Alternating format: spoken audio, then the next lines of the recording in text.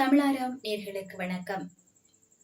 மது எங்களுடைய குடும்பத்தை சீரழிக்கின்ற ஒரு விடயம். குடும்பத்தை மட்டுமல்ல, மது அருந்துபவர்களின் உடலையும் அது அழித்துக் கொள்ளும் ஒன்று.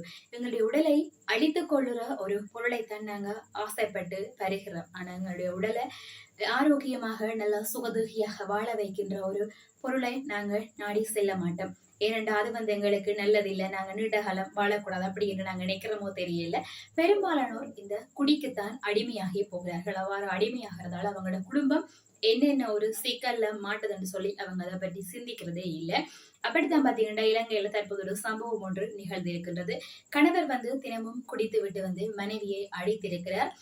எத்தனை நாளைக்கு தான் அடிக்கிறத தாங்குறது என்று சொல்லி அந்த மனைவியை பாத்தீங்கன்னா வலிமை போல ஒரு நாள் குடிச்சிட்டு அடிக்க வரும்போது அவ அயலவர்கள உதவியோட கணவனை மின்கம்பத்துல கட்டி வச்சு அடிச்சிருக்கிறாவாம்.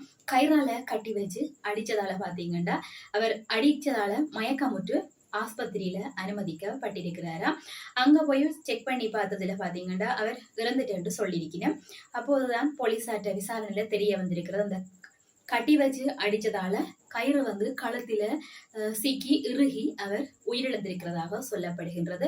அந்த சம்பவத்தில உயிரிழந்தவர் 42 வயதுடைய 3 பிள்ளைகளின் தந்தை.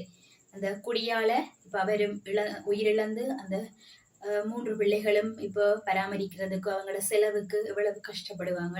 மிஞ்சி குடிச்சு உங்களுடைய உடம்பையும் வருத்தி உங்களோட பிள்ளைகள் மனைவி என்ற அவைகளையும் போட்டு கொடுமைப்படுத்தி நிம்மதியாக வாழ விடாமல் இவ்வாறு இப்போது நீங்களும் உயிரிழந்து வரைக்கும் நாங்க கதைக்கிறதை பற்றி தெரிய போறது இல்லை. அவர்கள் இருக்கிறவர்கள் இதை கொஞ்சமாச்சு கேட்டு திருந்தோணும். ஆனா திருந்துவர்களாட்டு எனக்கு தெரியல.